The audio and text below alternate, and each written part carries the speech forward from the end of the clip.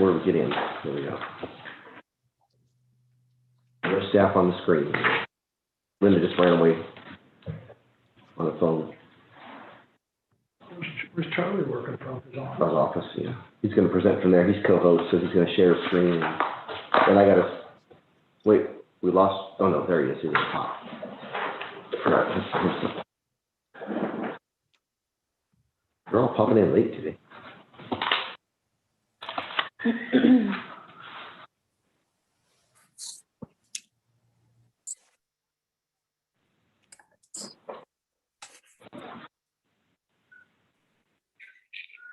Okay. Welcome, everyone. We will get started. I'd like to call the Riverside Transit Agency regular meeting of the Board of Directors to order at 2 p.m., right on time. I want to thank you for joining the regular meeting of the Board of Directors for Thursday, May 27th, 2021.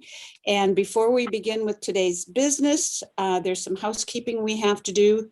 So please ensure that you're in a quiet environment with no background noise. Please mute your phones or other devices until called upon to speak by either the chair or the clerk. And to ensure we have an organized opportunity for everyone to speak, I will call upon each group separately. When your group number is called, please announce your name, then proceed with your comments or questions, and then we will ask the public to speak after the board has made comments. Once called upon to speak, please unmute your device, tell us what you need to say, and then remute yourself. So Joan, would you please read the special notice? On March 4, 2020, Governor Newsom proclaimed a state of emergency in California as a result of the threat of COVID-19. Public gatherings are to be limited. Further, on March 18, 2020, Governor Newsom temporarily suspended the Brown Act requirements pertaining to telephonic conferencing of local government meetings and the requirement to have at least one physical location available to the public for purposes of attending the meeting. As such, RTA has opted to conduct the May 27, 2021 meeting via teleconference. Thank you very much. And now would you please take the roll call? Yes. Alberto Sanchez, City of Banning. Present. Renee Santos, City of Beaumont. Here. Linda Molina, City of Calamasa. Present. Jeremy Smith, City of Canyon Lake. I'm here. Jim Steiner, City of Corona. Here. Jocelyn Yao, City of Eastville. Linda Krupa, City of Hemet. Present. Brian Bergson, City of Harupa Valley. I'm here. Timothy J. Sheridan, City of Lake Elsinore. Here. Dean Dinas, City of Menifee. Here. David Marquez, City of Moreno Valley.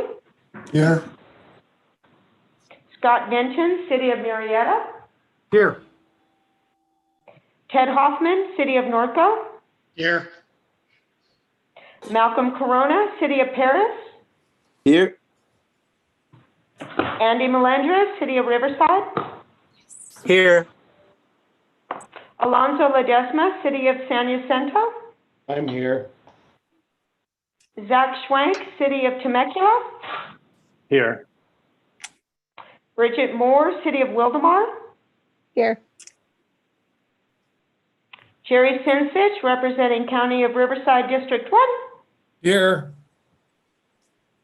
Anthony Kelly Jr., representing County of Riverside District 2. Here. Michelle DiArmond, representing County of Riverside District 3. Here.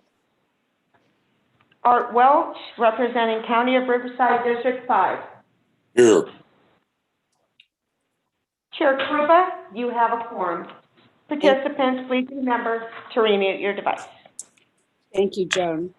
Next, we will do the Pledge of Allegiance. And Bridget, would you please lead us in that?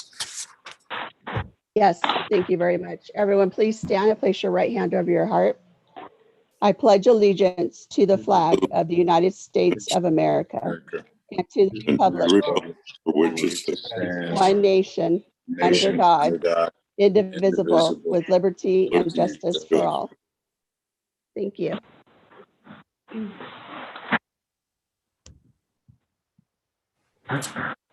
Thank you very much, Bridget.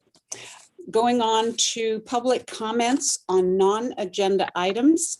Joan, would you read the directions for public comment, please? Yes. Members of the public may address the board regarding any item within the subject matter jurisdiction of the board. However, no action may be taken on off-agenda items unless authorized by law. Comments shall be limited to matters not listed on the agenda. Members of the public may comment on any matter listed on the agenda at the time that the board considers that matter. Each person's presentation is limited to a maximum of 3 minutes. Thank you. And Joan, have you received any requests to speak in writing? Yes, sure, Krupa. I have received a request to speak from Keith White, who has asked that his comment be read by staff. Yes, please read that. Yes, thank you. Good afternoon, RTA board members. First of all, I would like to let you know I got my first vaccination shot on Friday, May 21, and I am scheduled for my second dose on June 11. Both of my daughters are fully vaccinated now. I was also sad that we lost an icon and we lost our Santa Claus. We lost Ike Bootsma on May 14. This was a sad day for the city of Eastville. Ike was so very liked and was instrumental to the city of Eastville. I took this very hard. As many of you may know, I moved to Eastville in April of 2018. I've been here almost 3 years and have been very active with the Northwest Untitled Chapter and the city of Eastville, attending a lot of the city council meetings. I just want to thank the RTA board and the RTA staff for what they all do for our RTA bus riders. I am glad to see we will be honoring Ike Bootsma with a proclamation from the board. Please remember to wear your mask still. Sincerely yours, Keith White, RTA writer and advocate. Thank you very much. And thank you, Keith, for those comments. Is there anyone on the line that would like to make a comment on agenda item, non-agenda items? Hearing none, the public comment portion for items not listed on the agenda is now closed. Although the group assignments haven't changed, Joan, would you please read the assignments and refresh everybody's memory? Yes, thank you, Chair Krupa.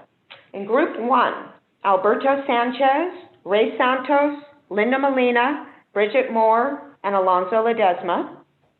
Group 2, Jeremy Smith, Jim Steiner, Timothy J. Sheridan, Dean Dinas, Scott Vinton, and Zach Schwank. Group 3, Jocelyn Yao, Brian Berkson, David Marquez, Ted Hoffman, Malcolm Corona, and Andy Melendrez. And Group 4, Anthony Kelly Jr., Jerry Sinsich, Michelle DeArmond, and Art Welch. Thank you, Joan. Today, we are going to honor two community icons who have left us too soon.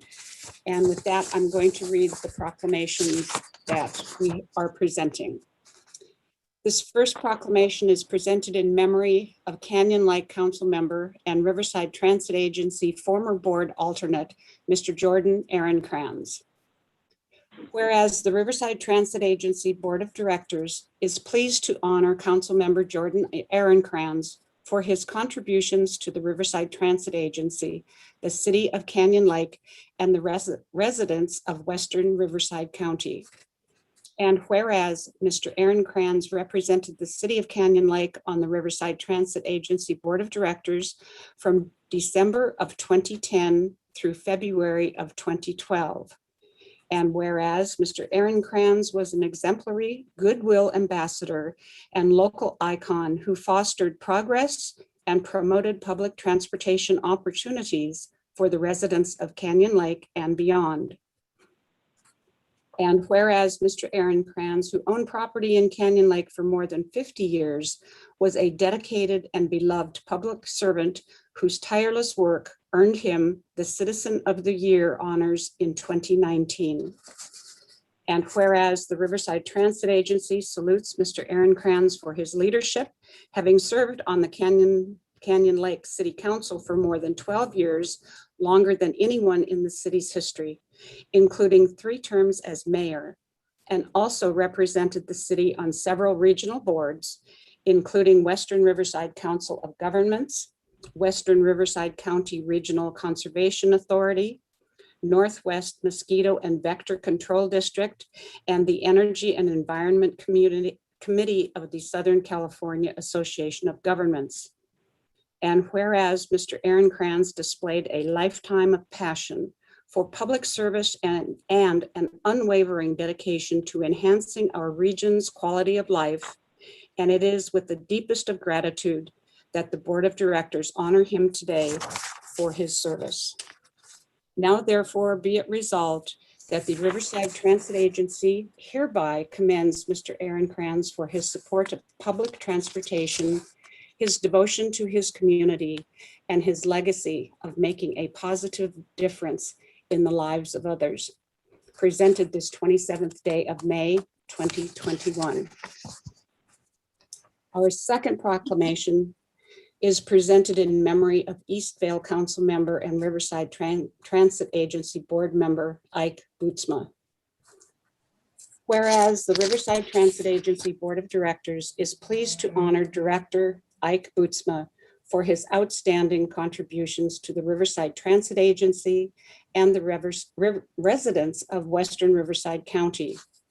And whereas Mr. Bootsma represented the city of Eastvale on the Riverside Transit Agency Board of Directors from October of 2010 through December of 2016, represented Riverside County Supervisory District number 2 from August 2017 through December 2020, and again, represented the city of Eastvale from January of 2021 through May of 2021.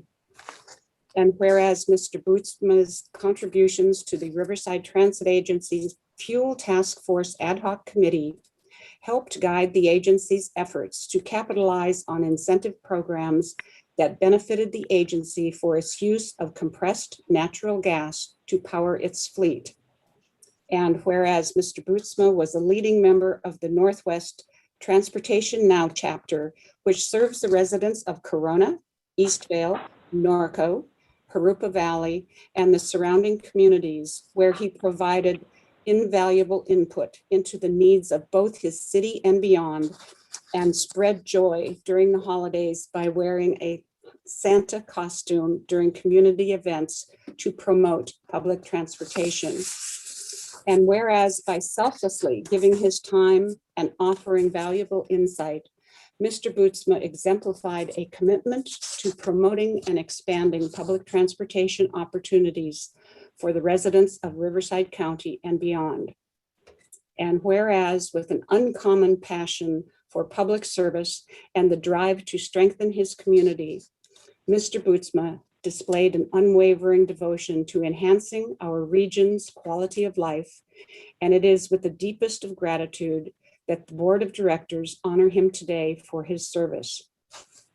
And whereas the Riverside Transit Agency salutes Mr. Bootsma for his service to the city of Eastvale, where he served on the Eastvale City Council from 2010 through 2016, and again in 2020, assuming the role of city mayor 4 times during those years, also representing the city on several regional boards, including Western Riverside Council of Governments.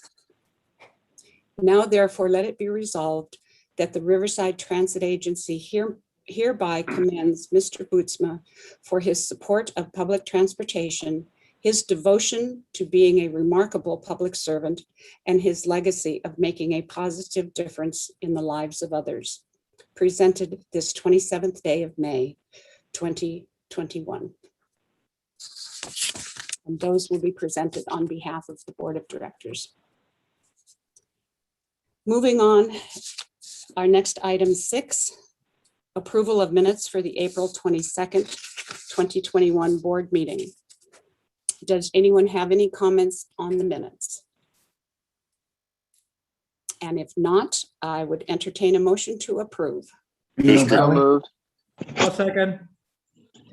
Okay, Joan, I hope you got that. I got Mo Val as a motion to approve and Wildemar second. Is that correct? Sounds Yes. good to me. Okay. Are there any no's? Are there any abstentions?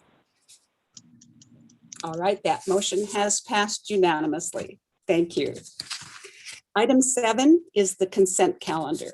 All items on the consent calendar will be approved by one motion, and there will be no discussion on individual items unless a board member or a member of the public requests a specific item to be pulled from the calendar for separate discussion.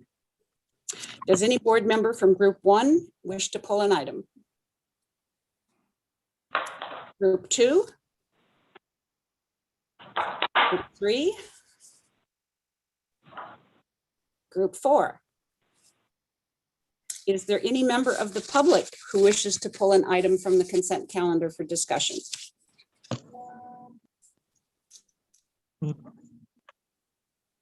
Okay, I don't see any hands up or hear any comments.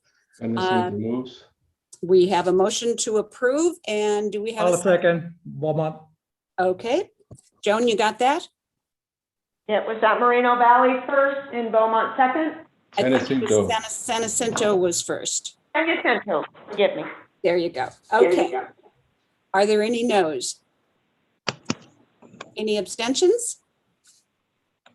That motion passes unanimously. Thank you again. Item number 6 is to approve and adopt social media policy. And Mr. Jim Neepkins will give us a presentation. It's item number 8. I'm sorry, I can't read today. Can't talk either. So Jim, go ahead. Thank you, Chair Krupa. Good afternoon, and members of the Board of Directors. I'll give a brief report on this item. The agency uses digital communications, including social media, to support and increase customer and community engagement. In particular, for social media, RTA is active on Facebook, Instagram, LinkedIn, Twitter, and YouTube. Obviously, social media is an important part of public outreach because it provides a valuable, cost-effective, and time-sensitive strategy for customer engagement. We use social media for a lot of things, but in particular, we use it to inform the public about our services and programs, retain and attract new customers, provide customer service, build support for new projects, and just gather general input from the community. In order to facilitate the responsible use of social media, staff is proposing the adoption of the social media policy in your packet today. This policy helps define the purpose of using social communication to provide consistent and accurate representation of RTA's service to its customers and the community. And in addition, the policy provides a framework for constructive and positive engagement while addressing issues that can arise. Nothing in this policy is intended to or will be applied to prohibit or infringe upon any speech or expression that is protected under law. And this policy has been reviewed and approved by Agency General Counsel. The adoption of the policy will also help RTA employees and members of the public understand and consider the benefits of social media use and be consistent with the agency's core values and missions. Although the content and engagement strategies will vary between the different types of digital communications, the policy will apply to all. And specifically, the policy applies to general public posting of content and engaging with RTA on social media platforms, document staff authorized to use social media on behalf of the agency, and address employees using their personal social media accounts in relation to RTA. There is no fiscal impact by adopting this policy. This item was reviewed at the Board Administration and Operations Committee meeting of May 5th, 2021. The committee members unanimously approved and recommend this item to the full Board of Directors for your consideration as follows. And the recommendation today is approve and adopt the social media policy to be effective today, May 27th, 2021. Chair, that completes my comments. Thank you, Jim. Are there any questions or comments from group 1? Group 2? Group 3? Group 4? Okay, Joan, have you received any comments in writing? Or any? Chair Krupa, I have not. Okay, I'm sorry I interrupted you there. That's why we need to get back in person. Is there anyone on the line that wishes to make any comment on this? Hearing none, I would like to have a motion. District 2 moves. Okay, I have heard District 2 as the motion, and who is the second? Calamasa seconds. Calamasa is seconded. Okay, are there any no's? Any abstentions? Very good. That motion passes unanimously. Thank you. Item 9 is to hold a public hearing on the fiscal year 2021-22 operating budget, capital budget, and fiscal year 22 to 24 short-range transit plan, and adopt the fiscal year 22 budgets and STRP. Charlie Ramirez is going to give us a very in-depth presentation. Go ahead, Charlie. Thank you, Chair. Good afternoon, members of the board. I am here today to present to you the FY22 operating and capital budget and the FY22 through 24 short-range transit plan. I think it's important to remember that a budget is not just a bunch of numbers or something that is reserved for financial and accounting people. It really is the resources that are required to execute the agency's mission, which is to provide safe, reliable, and cost-effective transportation to our citizens. To focus on some of those words a minute, we want to provide safe transportation to our customers. I can assure you that over the last year plus, never has the agency done more to protect the public, our customers, and our employees. We also understand that we have a limited amount of resources available to us. As such, we want to deploy service that is efficient, makes sense, and transports the maximum amount of people. Why? Because we must continue to be fiscally responsible with the taxpayer dollar, and of course, comply with all laws and regulations. And finally, at the core of what we do, we want to provide excellent customer service. That's who we are, and that's what we're about. Jumping over to the service profile. Now, the service is really what drives the financial aspect of the budget. In terms of fixed route revenue service, which is by far the bulk of what we do, we are going to continue the Sunday level service 7 days a week. We understand that many desire for us to return to the pre-pandemic service levels, but we're just not seeing that level of demand yet. We are optimistic we can get back there, but it is going to take some time. We want to continue to offer certain select commuter link trips at peak. We understand that there is still a demand for this premium service, and we want to meet that demand. If you remember, Transportation Management and Design, or TMD, provided their recommendations to the board in January to make service more efficient, which included suspending various routes and route segments. That plan was approved by the board. Many of those suspensions took effect a few weeks ago with the May service change, and the rest are slated to be sprinkled throughout FY22. As an offshoot of those suspensions, they did recommend introducing a circulator and microtransit system in the Hemet San Jacinto area. I can tell you staff is currently developing the microtransit plan, and that will be brought back before the board before anything happens on that front. As mentioned, we're not quite ready to increase frequencies across the board, but we are looking to increase the frequency on certain high performing routes, routes like the 1, the 15, 16, 19, 28. So we do start to do that. 2 flagship routes that were suspended during the pandemic. We want to bring back the Crest Cruiser in Riverside and the Temecula Trolley.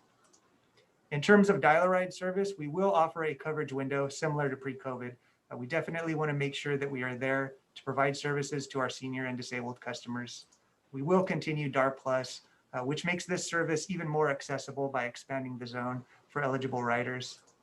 And we do anticipate that as the pandemic continues to subside, that more of these riders will come back to us.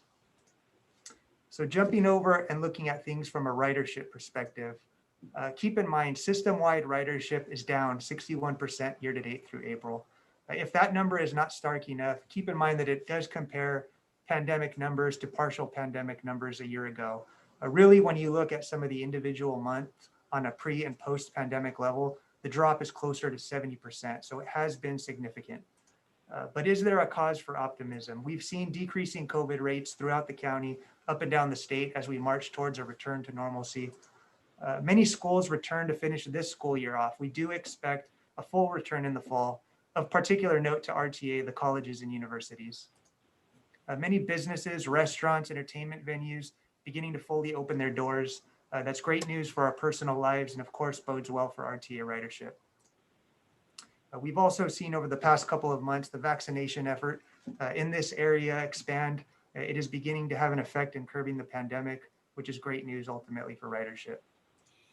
All that said, we do project FY22 ridership to increase by a hearty 26%. So we do believe the recovery begins to get underway, but keep in mind, we do expect ridership to still be well below pre-COVID levels. So now getting over to the operating budget, the actual financial piece, the real meat and potatoes of why we're here. The operating budget is coming in just under 85.7 million. That's a 4% or $3 million increase from a year ago.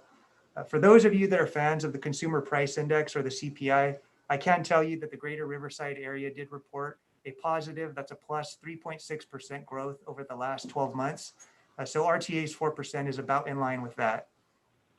Turning to the individual elements, services expenses up. The board did approve a new security contract that will take effect next year.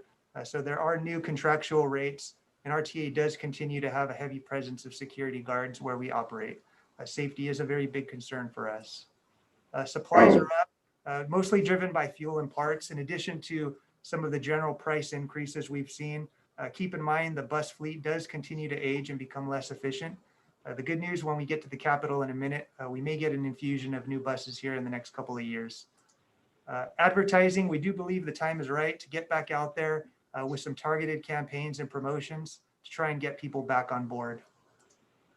If you remember towards the end of FY20 and all throughout FY21, there was a wage freeze in effect for administrative employees. We do want to reinstitute a merit-based increase retroactive to April 15th of this year. That's the 1-year anniversary of that freeze. Even with that said, overall wages and benefits are flat. Mostly what we saw was that any cost increases were offset by reductions in staff, which we'll talk about in a second. The largest single driver in this year's budget was insurance expense. The state of California and public transit continue to be very tough markets to gain insurance. So jumping over at staffing, we started FY21. We had a budgeted, proposed, or approved, board approved staffing, of 509 employees. So we did have some adds and some deductions this year. So let's look at it. Scheduling analyst, a while ago, we purchased scheduling software, something that RTA had wanted to do for many years.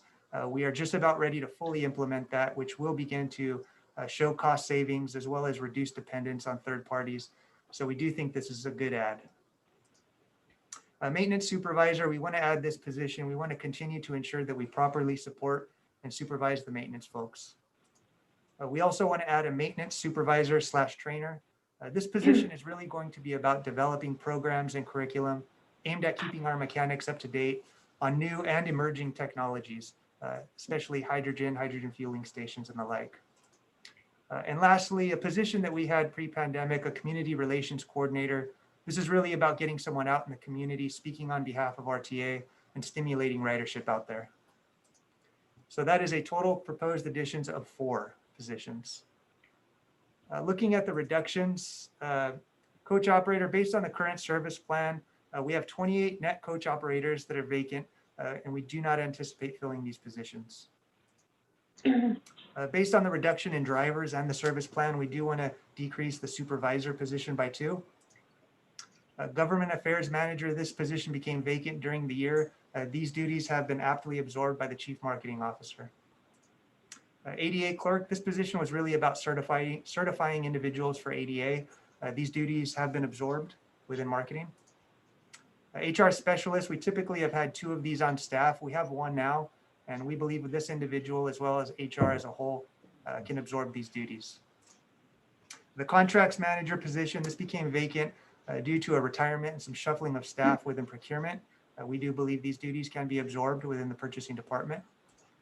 Similarly, a retirement and some shuffling in finance, the accounting manager position is expected to become vacant. These duties will be absorbed within the finance department. Grants administrator, this was due to a retirement. We do have a grants financial analyst on staff who we believe can handle the aspect from the grants financial reporting just fine. Revenue account coordinator, this position handled the sale of fair media and dealing with some of the customers who distribute those fair media. And these duties have been absorbed within finance. About a year ago, the Customer Information Center was reorganized in light of the pandemic. As such, we do believe now we can shed 4 part-time CIC headcounts. So all told, that's a total reduction of 41 positions. Now keep in mind that these are positions that are already vacant. There just will be no plan to fill these in FY22.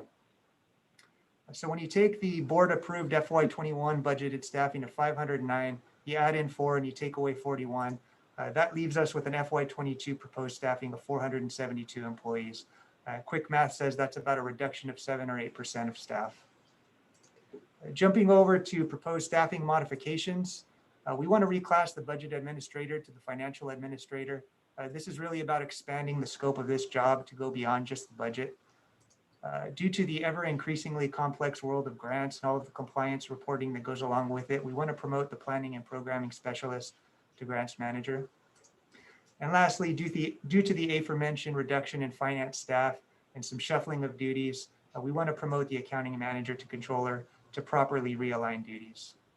So that's a total of 3 staffing modifications. Jumping over to salary ranges, we want to increase the salary range for the maintenance supervisor and maintenance manager positions. What we saw was that a mechanic working on certain shifts could actually earn more than their superior officer. So in order to maintain the sanctity of the structure, we want to increase the ranges for the supervisor and manager. Keep in mind, these positions have been historically very difficult to fill. We want to make sure we can continue to get top maintenance talent, especially in light of a changing marketplace. So now shifting over and looking at the operating budget from a major function prism. Operations is 60% of this year's budget. Maintenance is 15%. So operations and maintenance making up 75% of our budget, with really the support functions rounding out the next 25%. So that's about as it should. When you look at that compared to last year, what stands out is the difference. Well, maintenance obviously is a pretty big jump, as we talked about, increase in fuel and parts and the 2 additional supervisor positions. Administration, big jump, but again, this is largely being driven by insurance and to a lesser degree security. So looking at it cost element wise, salaries and benefits making up about half of the budget. That makes sense. We are a service organization driven by personnel. Purchase transportation, 26%. That's really an extension of operations and maintenance. You got services and supplies at 5 apiece.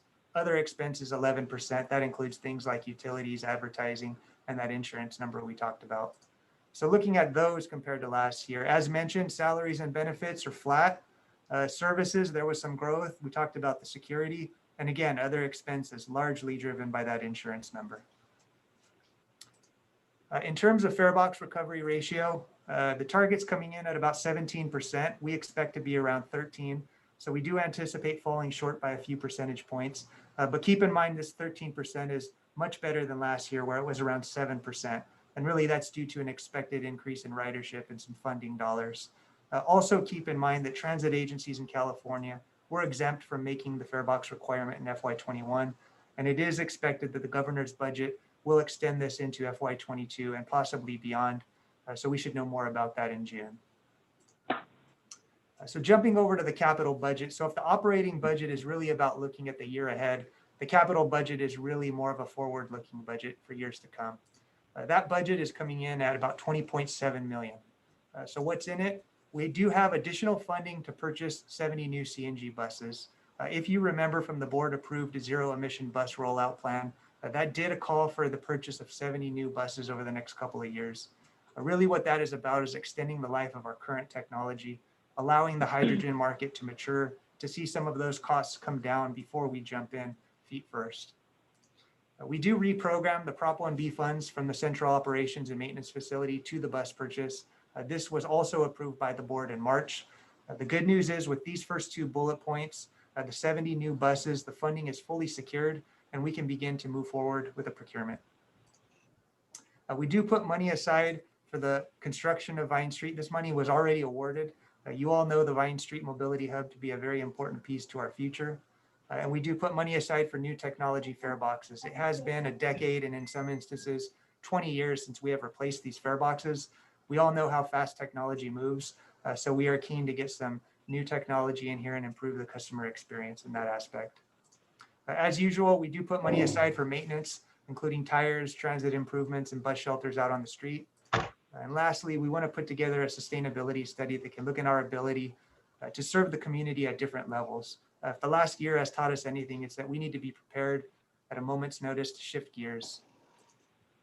So here's the good news. The FY22 budgets on the operating and capital side, both fully funded, no need for debt or deficit spending. So that is always excellent news.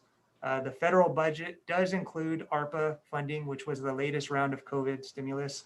It does include about 28 million of those dollars. So that is excellent news. In terms of public comments, we did receive 2 public comments, one of which was in a request for additional service on Route 200 due to the easing of restrictions and the reopening of Disneyland. This comment was included in the staff report and was received a few weeks ago. There was an additional comment that was received just yesterday afternoon, so it was not included in the staff report. And this comment included various suggestions and recommendations to improve the marketing as well as the overall commuter link service. From a committee standpoint, this was discussed at the Board Budget and Finance Committee meeting on May 5th. Those members did unanimously approve and recommend this item to you all for consideration. So that leaves us with our recommendation here today, which is to hold a public hearing on the FY22 operating budget, FY22 capital budget, and the FY22 through 24 SRTP, adopt the FY22 budgets and the FY22 through FY24 SRTP, approve the agency FY22 salary and wage schedule, and authorize staff to amend all necessary personnel and contractual documents affected by the adopted budget as appropriate and in accordance with agency procurement and human resources policies. Sorry, my page cut off. Contracts include but are not limited to those for purchase transportation, uniforms, tire lease, CNG compressor maintenance, employee drug testing, and medical care. And that completes my presentation. Thank you very much, Charlie. Questions and comments from group 1? Chair, yes, for the Disneyland route, because I actually went to Disneyland last Thursday and I did see the bus on the way there. So what is our plans for that? Because they do open up fully June 15th. Go ahead, Charlie. Okay, thank you, Director. That's an excellent question. For that, I would turn it over to our Director of Planning, Kristen Warzinski. Thank you, Charlie, and good afternoon, members of the board. Kristen Warzinski, Director of Planning. For the Route 200, Director Moore, we have been tracking daily the ridership, the number of people that are left if we hit capacity, and whether the sweeper buses are picking those people up. So we do have sweepers out, and right now we're handling it between those 2 things. If we can open up capacity on June 15th, there's no indication that we wouldn't be able to fully serve everybody that's riding. I think we'll have plenty. We may need to look at adjusting the start and end times, and we can do that if that's needed. But we're kind of just waiting for capacity to open up so that we can judge exactly what is out there. But so far, what we're seeing, we're able to handle it using the sweepers. Thank you. Any other comments or questions from group 1? Yes. Yes, Linda. I just wanted to let Charlie know that he prepared a very comprehensive report. It was easy to follow, and I thank him for that transparency. Thank you, Linda. Anyone else from group 1? Moving on to group 2.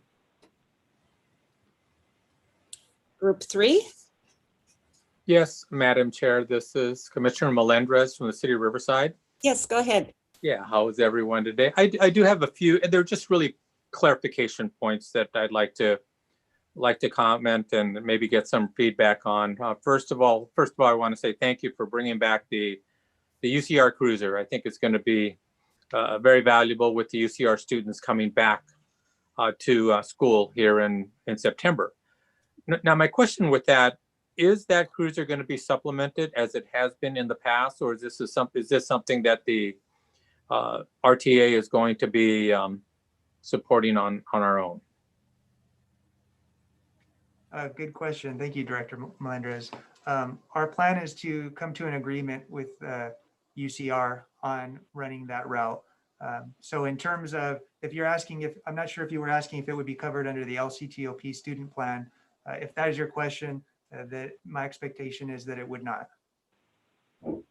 Okay, well, the question, I think we have received, obviously we've received, I thought for some reason that line was supplemented by UCR. In other words, they paid for a portion of that line. Maybe that was early on and later that changed, but that was just my general question on that. Director, that is correct. That is true. And that would be the plan going forward. Yes. Oh, okay, great. Also, in the report, you indicated that there were eliminations of positions, and some of the ones that were eliminated, are they completely out of the structure, or is that something you will bring back? Or are they, in the report, you basically stated that they were vacant and not replaced. So if you could clarify that, I just wondered, it was just curiosity question, whether those positions were totally eliminated and not to be back, and maybe later on when you developed a new structure, when ridership got back up to our normal standards, would those positions come back? That's an excellent question, and one that I have received before. The answer to that is no, they're not completely eliminated from the role, and not to ever be filled again. Really what it means is there's no plan to fill those in FY22 based on the budget. Those could be brought back, but of course that would be part of any sort of budget amendment or something that would be brought back before the board. Okay, all right, so that there's some flexibility there. Fantastic. The next one has to do with the microtransit. Obviously that program is moving forward, and you're currently structuring it. Do you think that will be an additional cost to the budget, or will that be a reduction as you're seeing it now, or is it too hard to tell at this point? I can tell you that there is a provision for microtransit in the budget. Now, whether or not there's enough funds to cover that is to be determined. But I do know that Kristen Warzinski and her staff is developing that plan, and there will be more to come on that, and the board will certainly be involved in that as well. All right, and my very last question, there was a promotion of a current planning and program director. Obviously the grants are getting very complex now, and obviously the competition for public monies, especially public transportation, really becomes a challenge for I think a lot of transportation facilities. My question, or agencies. My question with this, when they apply for these grants, the view has primarily been specifically for public transportation. But one of the things we're finding in the city of Riverside is connectivity, access to the site, so that the boardings can be easily done. Our RTA was very instrumental in helping us gain the TCC grant, which is a Transformative Climate Communities grant. And we were able to get a significant amount of money, but that was more with connectivity with our housing and our multi-level housing, as well as walkability. Will the grant individual be kind of expanding beyond just our equipment and bus stops and shelters, but seek grants that are going to increase the connectivity between houses and businesses, so that the buses are much more easily accessible to the riders?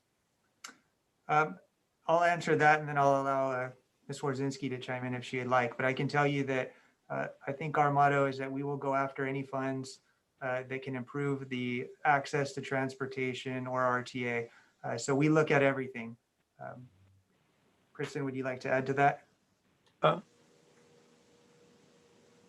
No, that's about it. It's just that sometimes, when we are looking at buses and access, it seems like we would want to improve sidewalks or or ramps and things of that nature outside of our bus stop that would increase the connectivity to our buses, especially in the higher ridership areas. So that was my thought, and I was wondering if the grant writer would be seeking those. We don't seem to have been traditionally being, we have traditionally not sought those types of grants, but it was just a question that I had in terms of just opening kind of that up a little bit more.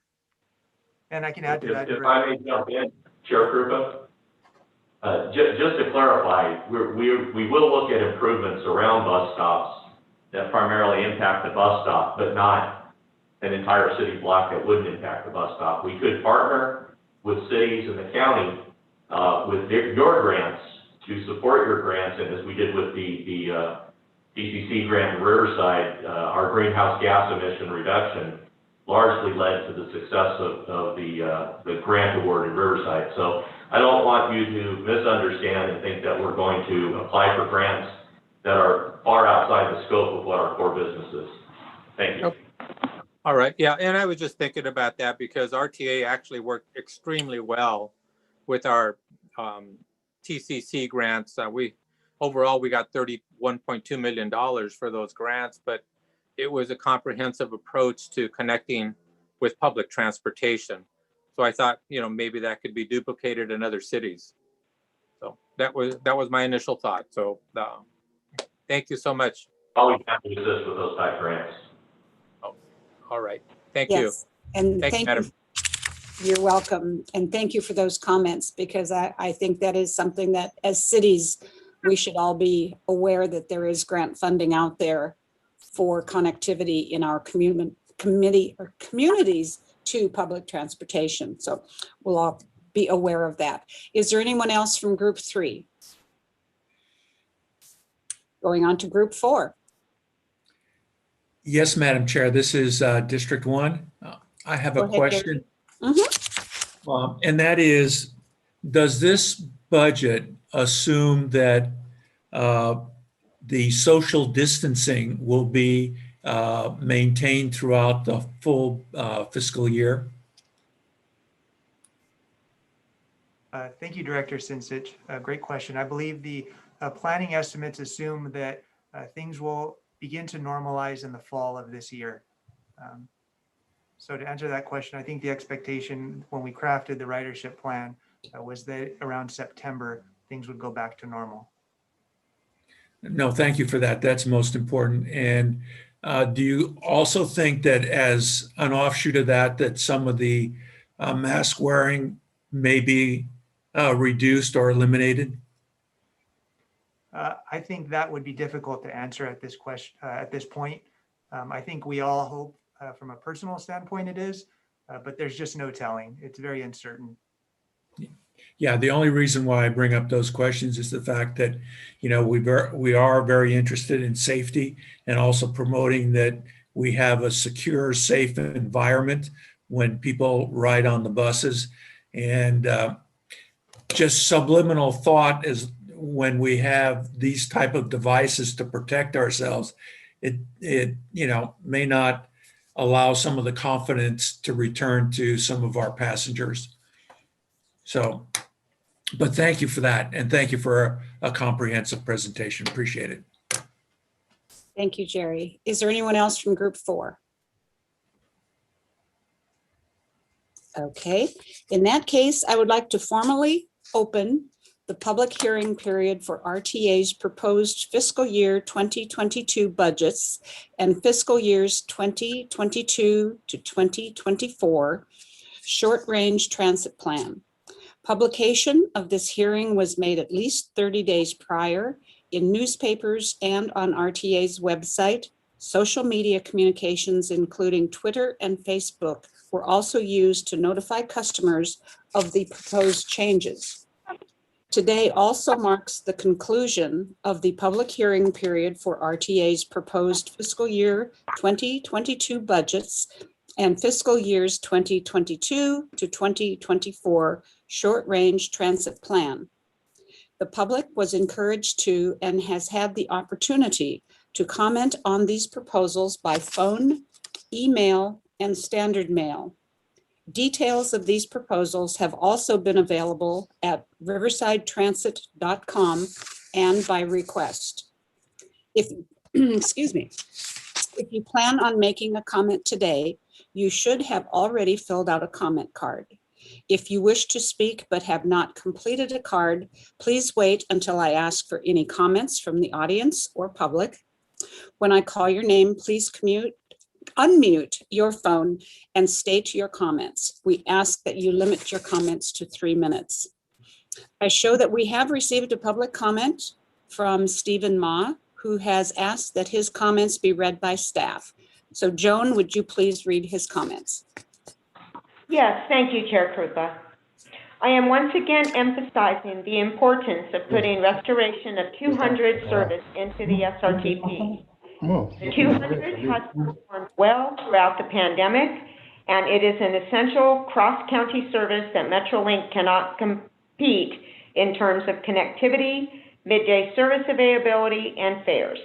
Existing ridership can support hourly frequency on weekdays for sure, and potentially on weekends. Waiting for an unknown length of time before service can be restored is unacceptable. Please ensure essential workers that have to live in Riverside County, do not own a car due to cost, and have to commute to Orange County continue to have access to hourly service to transport them to their workplace. Thank you, Joan.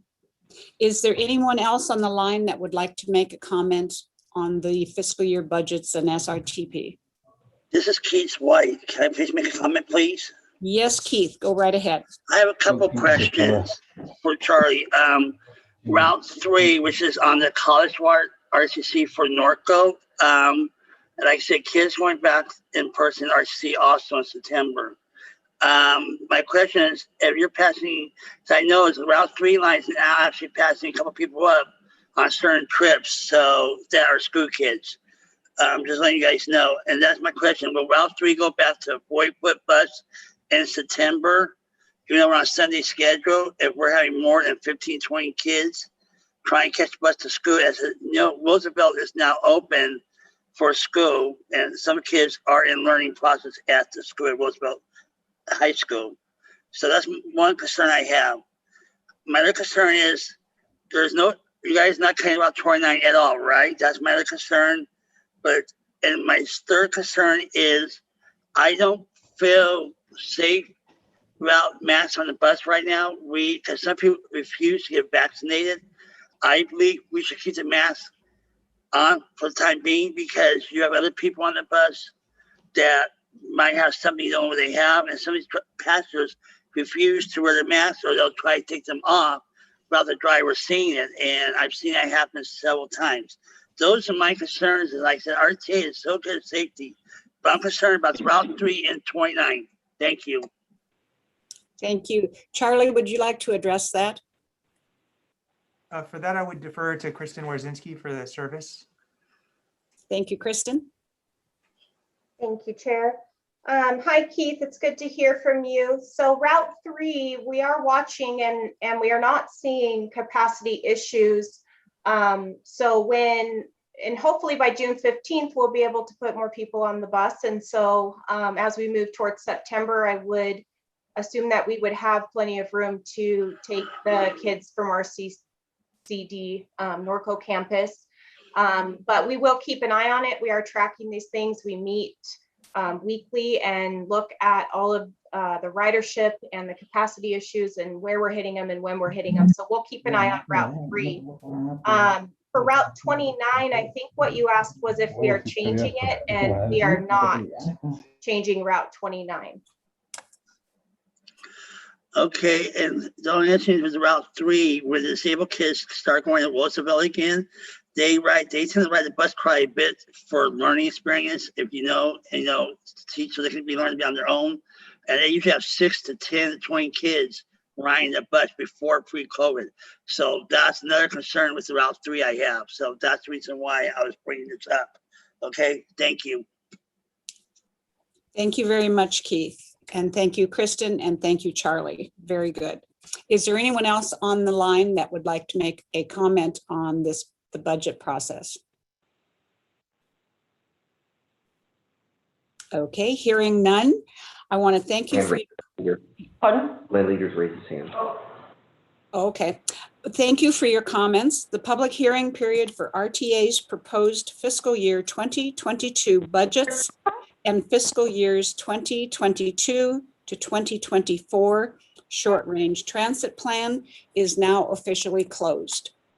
Chair Krupa, I believe, I'm Ma'am. sorry, we have one more person on the line that would like to make a public comment. I'm Oh, sorry. well, the public That would comment be- period is back open. So yes, please go ahead.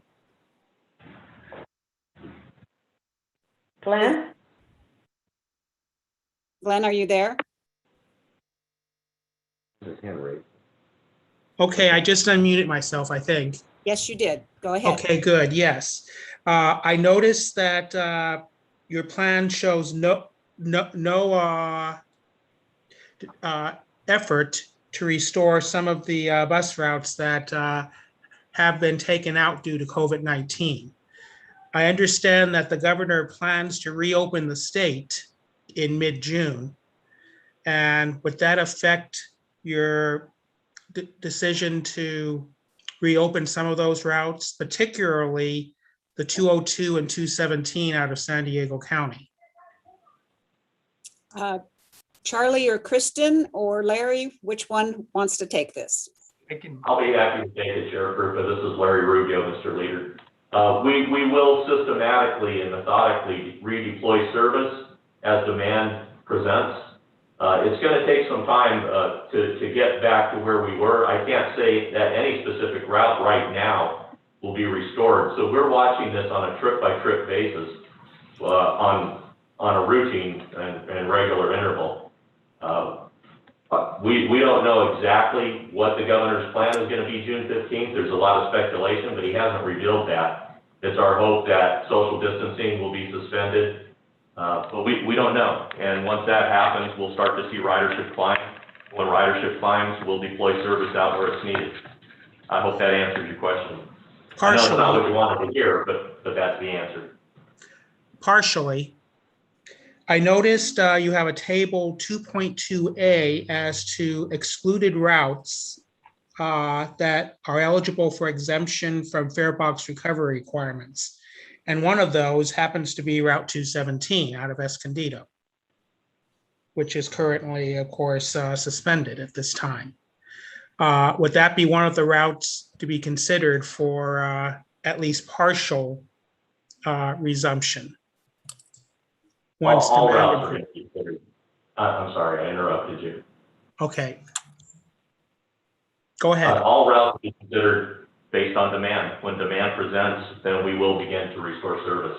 Exempt routes, currently, all routes are exempt from fare box recovery requirements under the Transportation Development Act. The governor suspended that. And as Charlie pointed out in his presentation, we expect that to be suspended in the following year. It may be suspended indefinitely as LA Metro looks to go to a fare-free system. In order to do that, they'd have to have a local tax subsidy to offset it or a suspension in the TDA fare box requirement. In fact, I rode on LA Metro not too long ago, and I noticed that at least one of the bus routes, they were not taking fares. I think it was the 733 on Venice Boulevard. Okay. Any comments to that, or thank you for answering those questions. Did you want to go further, Larry? Oh, sorry. That's okay. Mr. Leader, do you have another question? No more questions at this time. All right. Thank you so very much for your input. Thank you, Larry. Is there anyone else on the phone that would like to make a comment on the budget, fiscal year budget 22 and SRTP? Okay, now, hearing none. Now, the public hearing portion of RTA's proposed fiscal year 2022 budgets and fiscal years 22 to 24 short-range transit plan is officially closed. With that, do I have a motion to approve? Reno Valley. Moreno Valley. Jacinto, second. Okay, we have a motion by Moreno Valley and a second by San Jacinto to approve the fiscal year budget 22 and fiscal years SRTP 22 to 24. Are there any noes? Are there any abstentions? Hearing none, the motion does pass unanimously. Thank you very much, everyone. Item number 10 is board member comments, and we will go through the groups. And anyone from group number 1 have any comments they wish to make? Group number 2. This is Lake Elsinore. Yes. I just wanted to let everyone know that City Manager Jason Simpson has appointed Nicole Daly as the Deputy City Manager. He actually did it yesterday during the T-Now meeting, but it was at the very end, and I wasn't sure if Nicole wanted me to announce it. I asked her today if it was okay if I announced it at this meeting. She said yes. Many of you know Nicole Daly. She's a terrific individual who does great work for the city of Lake Elsinore, and we're very happy to have her as a new Deputy City Manager. Her job starts on July 1st. So I wanted to let everybody know about that. Very good. Thank you, Timothy. And yes, I know Nicole and have worked with her in numerous different areas. And she indeed is a treasure as an employee. So congratulations to Nicole on the promotion. Is there anyone else from group 2 that wishes to make a comment? Yes, Linda, if I may. Sure. I just want to say thank you so much for reading the proclamation on behalf of Jordan Aarons-Kranz, and it means a lot. It's been difficult for us here at the city, but it's so nice hearing all the regional partners and everything that he was a part of. I always tell people he was an institution here in Canyon Lake, and it's a blessing to see RTA support his efforts. So I just want to say thank you, staff. Thank you, Chair Krupa, for reading that. It is so important. Appreciate it. Thank you, Jeremy. Yes, and also I knew Jordan well and worked with him on several regional boards. And as a person, so diplomatic, such a statesman in so many ways, and yet very capable of getting his points across, whether he was in favor of an item or opposed to an item. We will miss him tremendously. Anyone else from group 2? Group 3? Yes, Madam Chair, I do have one item. Yes. I wanted to share with staff and also our commissioners to enjoy and celebrate this Memorial Day weekend in remembrance of many of our veterans. Thank you, Madam Chair. Thank you very much. Anyone else from group 3? Yes, for the city of Paris, Malcolm. Yes. Very similar to what Director Sheridan stated. We did earlier in the month appoint our permanent city manager, Clara Miramontes, who is now the very first woman to serve at that position in our 110-year history. So Clara Miramontes has been there for over a decade as throughout different roles, and she was our assistant city manager. She became our interim city manager, and now she's our permanent city manager. Very good. Congratulations to her and to you on having a female in the position of city manager. Anyone else from group 3?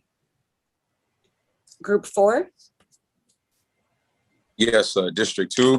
First and foremost, I would like to say thank you to the RTA staff for the very comprehensive and thorough short-range transit plan and our budget plan as well.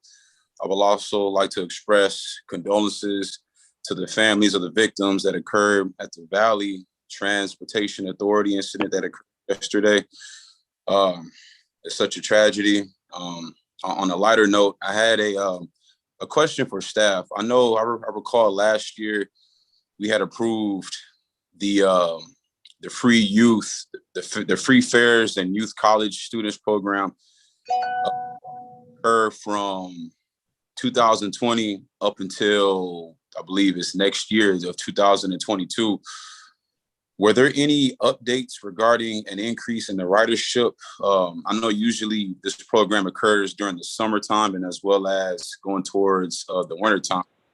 but do we have an increase, or are the numbers still the same as of right now? Larry, would you like to answer that? Sure. Thank you, Chair Krupa. Director Kelly, to answer your question, we suspended the program. We're going to kick it off this fall. Kristen and her grants team were successful in going out and securing more funds. So we're going to wrap that into a more robust program beginning this fall, and it'll run through next year. I'll give you a call and I can explain the details to you, and happy to send you all the information you might like on it.